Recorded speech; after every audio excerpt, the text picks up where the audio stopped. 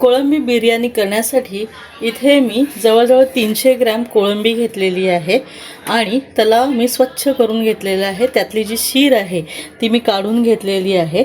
आता ही कोळंबी मी आता मॅरिनेट करत ठेवणार आहे। त्याच्यासाठी इथे 1 टीस्पून हळद, बिर्याणी मसाला, मालवणी मसाला घेतलेला आहे, तसेच गरम मसाला, आलं, लसूण, कोथिंबीर आणि मिरचीची मी पेस्ट करून घेतलेली आहे। ही हिरवी पेस्ट आपण वापरणार आहोत। 1 टीस्पून जवळजवळ आहे।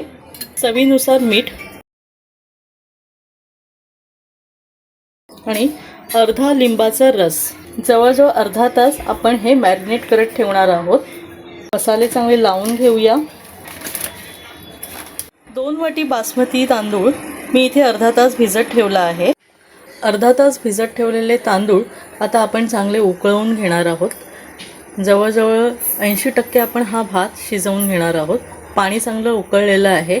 2 तमालपत्र, 2 वेलची, दालचिनी आणि जिरं हे टाकून आपण पाण्याला चांगली उकळी आणणार आहोत। थोडंसं मीठ टाकूया, 1 चमचा तेल टाकूया। आता याच्यामध्ये तांदूळ सोडूया। आपला बासमती राईस हा शिजलेला आहे। 80% हा शिजवून घेतलेला आहे, संपूर्ण नाही शिजवला आहे। बघू शकता दाणे असे अर्धवट शिजलेले आहेत। 3 टेबलस्पून एवढं मी तेल घेतलेलं आहे। मी इथे 4 मध्यम आकाराचे कांदे बारीक चिरून घेतलेले आहेत। कांद्याचा कच्चा वास गेला की आपण त्याच्यामध्ये बारीक चिरलेले मध्यम आकाराचे 3 टोमॅटो घालणार आहोत। बारीक चिरलेले 3 मध्यम आकाराचे टोमॅटो। गॅस आपल्याला मीडियम टू हाय ठेवायचा आहे। चांगल्या प्रकारे परतवून घ्यायचं आहे। टोमॅटो चांगले गळले पाहिजेत।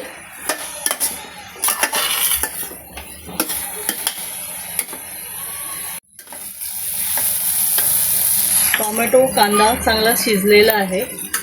आता याच्यामध्ये आपण आलं लसूणची पेस्ट टाकूया। 1 मोठा चमचा आलं लसूणची पेस्ट टाकलेली आहे। या आलं लसूणच्या पेस्टमध्ये मी कोथिंबीर आणि हिरवी मिरचीही घातलेली होती। आता याच्यामध्ये आपण मॅरिनेट केलेली कोळंबी मिक्स करूया। ग्रेव्ही आता आपली छानपैकी शिजू द्यायची आहे। जवळजवळ 4 ते 5 मिनिटे झाकण लावून ठेवूया आणि नंतर आपण मीठ चेक करून मीठ घालूया।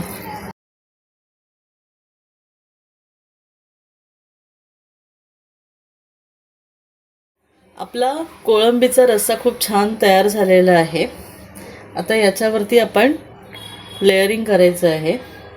तर त्याच्यासाठी इथे आपण हा भाताचा लेयर टाकूया।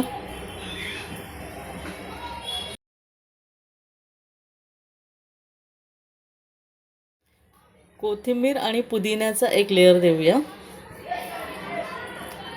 त्याच्यावरती हा भाजलेला जो कांदा आहे, तेलामध्ये तळलेला कांदा, ज्याला बरिस्ता असं म्हटलं जातं, ते आपण इथे स्प्रिंकल करूया, इथे पसरवूया। आता परत आपण 1 भाताचा लेयर देऊया। थोडासा आपण बरिस्ता घालूया।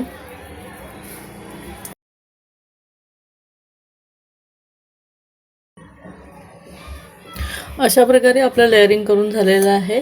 आता आपण हे आपण जाड बुडाचं भांडं वापरलेलं आहे। 1 जाड बुडाचा तवा घेतलेला आहे आणि त्याच्यावरती आपलं हे भांडं ठेवून आपण अर्धा तास याच्यावरती दम काढणार आहोत। तवा चांगला गरम झालेला आहे। आता हे ठेवलंय मी। आता त्याच्यापूर्वी आपण आहे ना एक गोष्ट अजून करणार आहोत। इथे असं जरा होल पाडून आपण तुपाचं धार थोडीशी सोडणार आहोत। थोडंसं तूप टाकूया आपण की बिर्याणीला खूप छान अशी चव येईल। आता आपली प्रोसेस पूर्ण झालेली आहे। आता हे दम द्यायला तयार आहे। अर्धा तास आपण जवळजवळ ठेवणार आहोत। आपली बिर्याणी तयार झालेली आहे। आता आपण सर्विंग बाउलमध्ये घेऊया।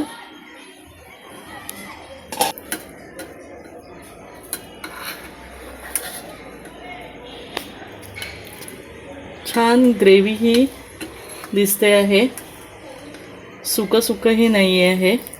कोळंबीही छान शिजलेल्या आहेत। सुटसुटीत असा आपला कोळंबी भात, कोळंबी बिर्याणी तयार झालेली आहे. अशा प्रकारे कोळंबी बिर्याणी तयार झालेली आहे. नक्की ही रेसिपी करून बघा आणि आमच्या मॅलो किचनला लाईक, शेअर आणि सबस्क्राईब करा. धन्यवाद. अन्न हे पूर्ण ब्रह्म.